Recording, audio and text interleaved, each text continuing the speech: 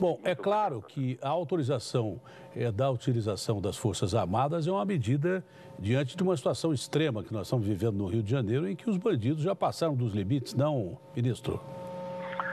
Na verdade, essa situação do Rio de Janeiro, eu diria, ela é em alguma medida, na minha entenda, nacional. Nós vivemos hoje uma crise em termos de segurança, você tem reportado isso no seu dia a dia.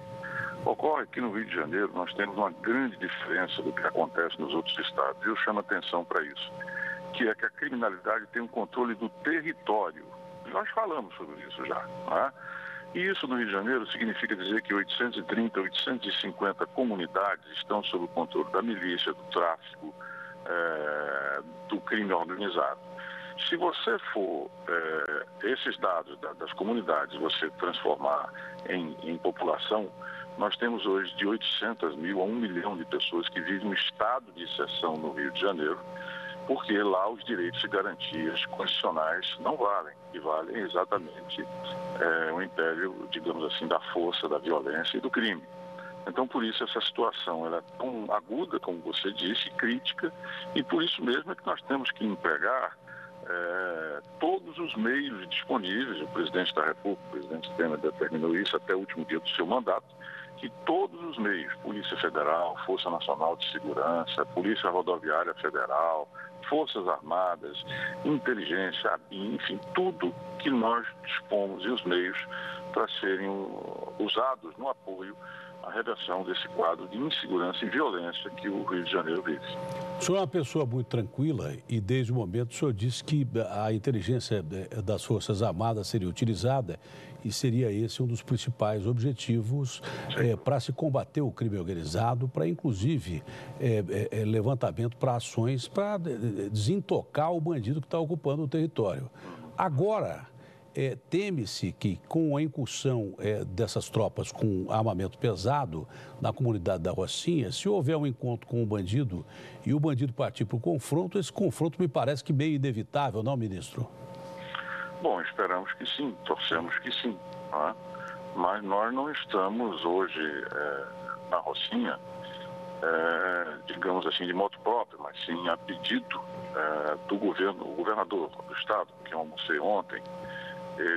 Eu estava numa reunião, eu saí, na verdade, de uma reunião com a nova Procuradora-Geral da República. Eu fui pedir a ela uma força-tarefa federal integrada pelo Ministério Público Federal, pela Justiça Federal, pela Polícia Federal, que essa força-tarefa ela fosse dedicada, ou seja, ela fosse alocada no Rio de Janeiro, e que nós tivéssemos juízes, procuradores e policiais federais dedicados exclusivamente ao Rio de Janeiro.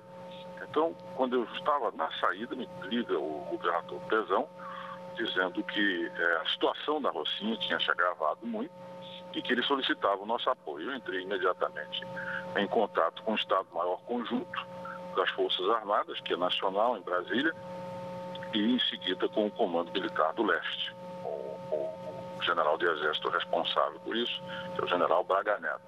E então levantei as informações que eles dispunham e tomei a decisão de autorizar o emprego das Forças Armadas. Inicialmente eram 700 homens da Polícia do Exército, que são aqueles mais, digamos assim, em prontidão da atenção para serem mobilizados. Depois esse número subiu para 950, incorporando fuzileiros e também alguns da própria Força Aérea.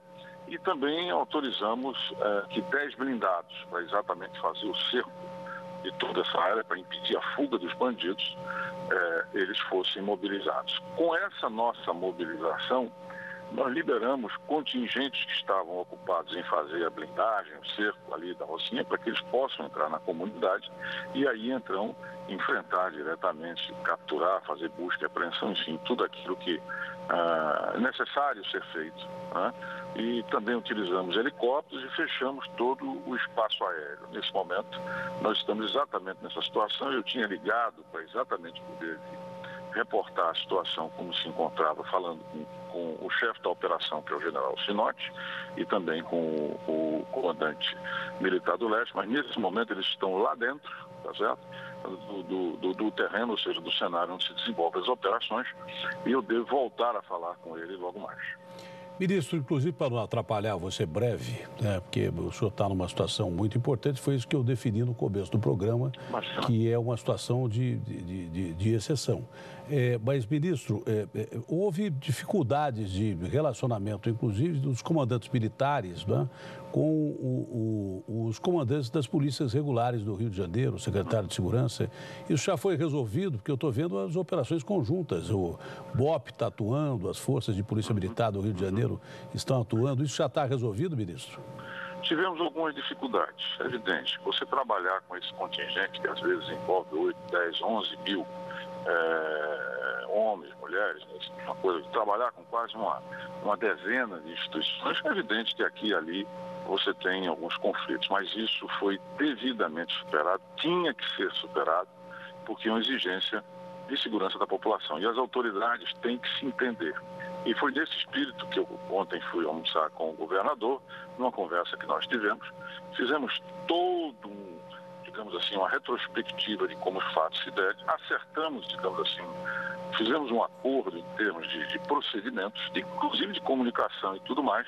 E eu tenho certeza que essa exigência da população, que quer segurança, que quer paz, que quer combate ao crime organizado, sem descanso, e isso é um direito inalienável da população do Rio de Janeiro, como de São Paulo, como qualquer lugar do país. E nós temos obrigação de nos entendermos e superarmos como nos entendemos e superamos todos os obstáculos. E lá estamos agora, melhor ainda até. Porque você sabe que muitas vezes na família, até com o próprio cônjuge, você tem em determinados momentos de desentendimento. Isso não significa dizer que a relação está em risco. Não, mas é porque faz parte da vida. E nós superamos isso, posso lhe dizer, e saímos, inclusive, mais unidos, mais coesos, para esse enfrentamento, tá certo? Sem quartel, ao crime no Rio de Janeiro.